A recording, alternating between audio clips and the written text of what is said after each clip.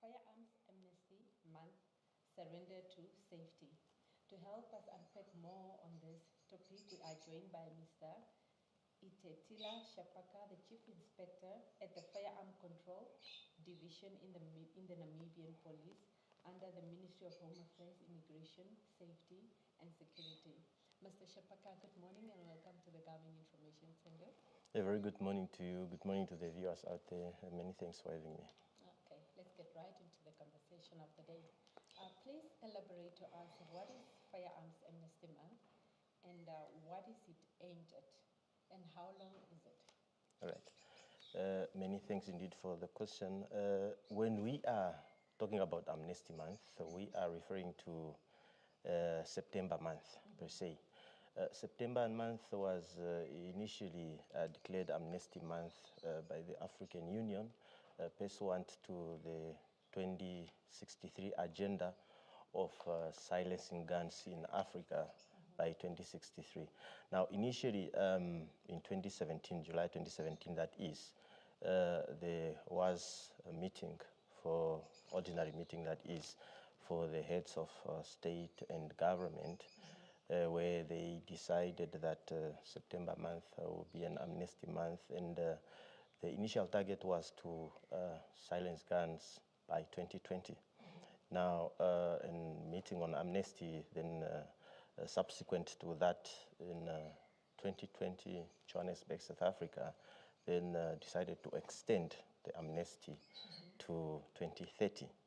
So we are now on that target of 2030, where each year, the month of September, we have amnesty, where the general public is expected to surrender illegally owned or possessed firearms, armaments and ammunition, or any war artifacts. Remember, this is aimed at disarming our members of the public, especially if you look at war-torn countries. We are trying to surrender same to governments. So this amnesty month then is for a period of 1 month, the whole of September, from the 1st to the 30th of September. So that tells you that we started this exercise on Monday, and then it is going through the 30th of September. Yeah. Okay. After the 30th of September, what happens? Well, we go back to the domestic law provisions, or our municipal law provisions. And when I'm referring to the domestic law, I'm referring to the Arms and Ammunition Act, which criminalizes possession of illegal arms and ammunition without a license or permit to have armaments. It is common cause that specific section 2 or 3, read with section 3 of the Arms and Ammunition Act 7 of 1996, provides that one might not carry or be in possession of an arm without a license or an armament without a permit. So if our public members do not make use of this opportunity now, this grace period, to hand over, remember, when you hand it over now, you will not be prosecuted for being in possession of it even before the amnesty month. So it is a no question asked policy where one hands in the firearm to the police, and technically you will not be prosecuted, you will not be arrested. So yes, that is the idea behind amnesty. And like I've indicated, I was mostly concentrating on the African Union. Remember, this is domesticated into our laws in terms of Article 144 of the Namibian Constitution, which provides that international law and international agreements that are binding upon Namibia shall form part of the Namibian law. Now, we are saying, in terms of that, given effect now by our Arms and Ammunition Act, which empowers the minister responsible for Home Affairs, Immigration, Safety and Security, to give notice in the government gazette that during this period, people will not be prosecuted and they will not be arrested for being in possession of such. Okay. Yes. Okay. Let's bring it back home. Why is this process beneficial to the Namibians? Well, if you take a glance at most of the crime incidences reported out there, there is an inclination towards violence in terms of use of arms. I'm not implying that all firearm-related are unlicensed, but there is just that slight inclination that most of our robberies out there, domestic violence-related matters, any violent attacks on individuals whatsoever that involves firearm, we have a belief that there is a use of these unlicensed firearms, because if you look at the number of robberies, really, there leaves a lot to be desired. Now, given the history that we have as a nation, Namibia, we, at some point in time, were also in a liberation struggle, so there was war, and some of these arms have been inherited from generation to generation. I can tell you with confidence that there is some people that keeps firearms for sentimental value, if you may. So they have been carried over from generation to generation. These might be licensed, some might not be licensed. So if they are unwanted, now is the time to hand them over to the police. If they are licensed, you can still, if unwanted, hand them over to the police. Now, why is it beneficial? Now, benefit comes as overall good to everybody. If we want to rid our communities of these arms and ammunition, if we want to prevent crime, if we want public safety, we then need to get rid of these unlicensed arms and ammunitions. We hand them over to the police for the due process to obviously take course. Okay. Yes. Please take us through the procedures of surrendering these firearms. The procedure is quite simple. One takes the arm to the nearest police station across the country.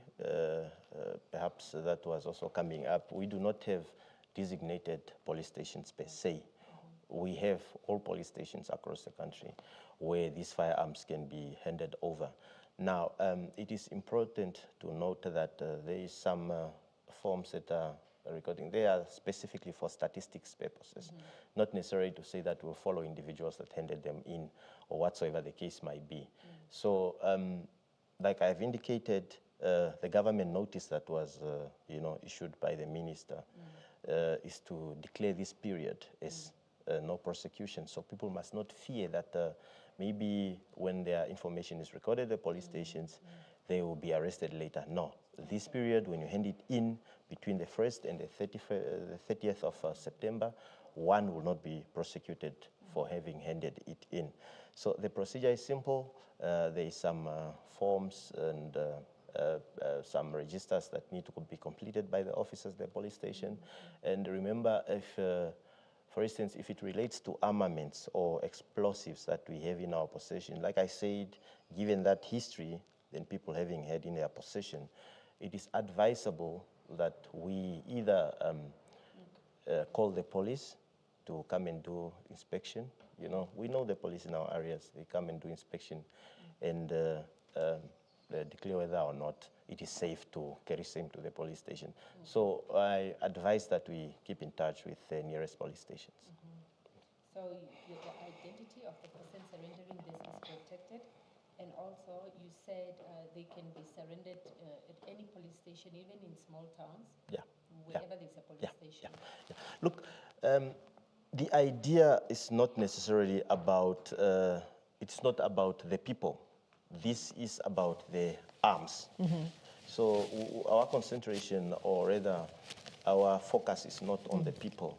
So it is on the arms and ammunition that we want to really get out of the community to reduce the violence, to reduce the issues that relates to crime, your gender-based violence, your armed robberies, and many, many others. So the idea is not to really focus on the people who surrenders it, who does what.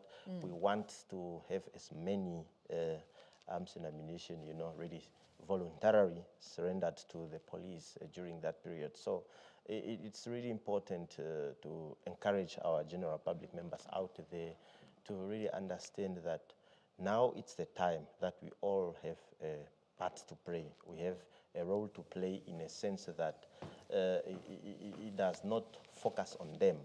In the end, we want as many arms and ammunition to be surrendered.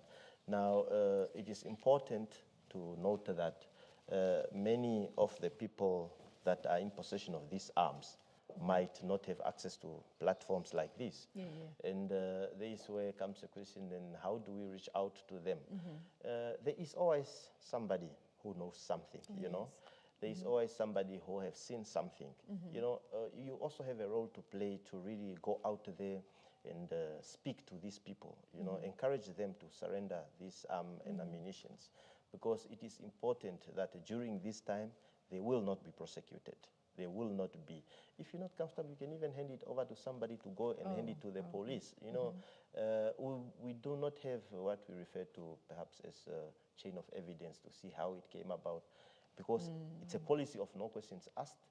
It is a policy that we'll have to implement without really delving deeper into how we came about.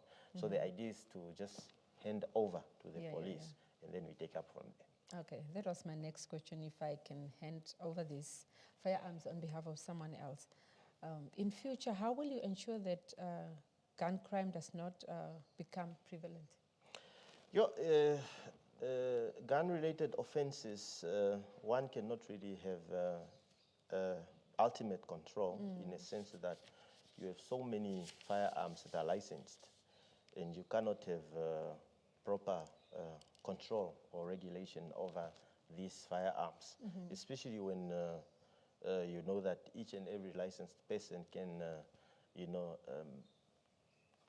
legally possess that firearm, but you cannot have control over what and how they use them. So control leaves a lot to be desired, but I'm just trying to drive a point that if we concentrate on the unlicensed firearms and ammunitions, armaments and all artifacts to be surrendered to the police, that technically reduces their incidences of robberies and others. Though not empirically proven, we can say that most of these armed attacks, whether it's with firearms that were stolen, whether they were found, whether they were handed over from person to person, or they were bought, we know these things happen. So yes, it is very, very important that we all play our part in this whole exercise. Okay. My last question to you will be, what measures are going to be taken against those who refuse to surrender their firearms, or after the 30th will be found in these firearms without documentation, proper documentation or license? Well, like I've indicated previously, the domestic law takes precedence after this declaration. We are saying the minister has declared, or rather has given notice that the period between now being the 1st of September until the 30th of September, one will not be prosecuted for being in possession illegally or unlawfully for that firearm.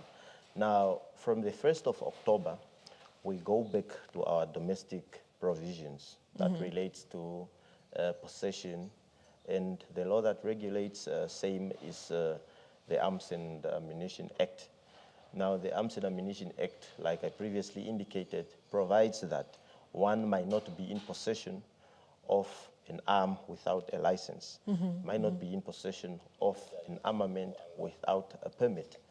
So with that said, we will then revert back to how we used to police same, in that we will start prosecuting, we will start arresting, and we will start arresting those that are in possession of firearms without a license. So that is what happens after the amnesty period. But that is not being done as we speak. So if one surrenders now, then you will not be arrested. But if you wait until after the amnesty period, you will unfortunately have to face the full wrath of the law. Okay. Yes. There's a comment here on social media. Yes. From Nakanyala Petrus. Yes. He says, last month when I was traveling to Angola, I went to Oshikango Police State to hand my 2 guns, a rifle and pistol. SC refused and questioned me a lot and refused to accept them. As a result, I went back home. What can be done in that case? Last month. Remember, the declaration is between 1st and 30th of September.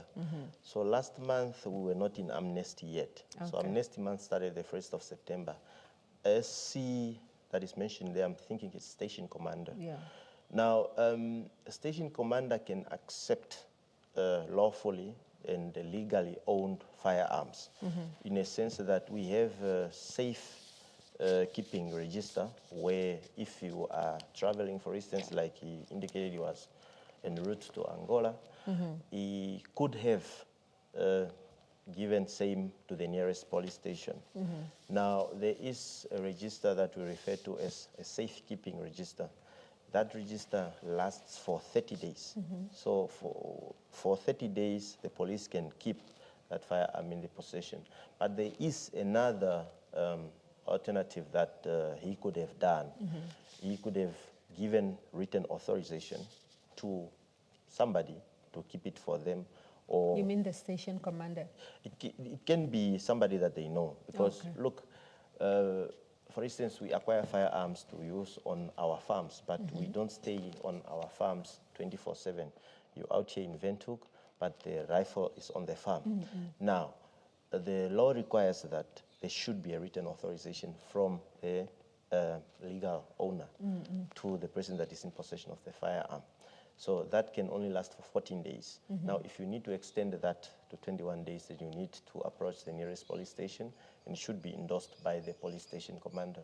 Now, that gives you, about 21 days. So the best approach was to give it to the nearest police station where the register that I just referred to, the safekeeping register, would be completed, and he will be issued with a receipt, which receipt he should remit back to the station to recover his firearm upon return. So that is how the process works. Okay. Yes. Okay, Mr. Shapaka, we've come to the end of our conversation. Any final remarks? Yes, Anything that we have missed? Indeed, we are concerned as a Namibian police force.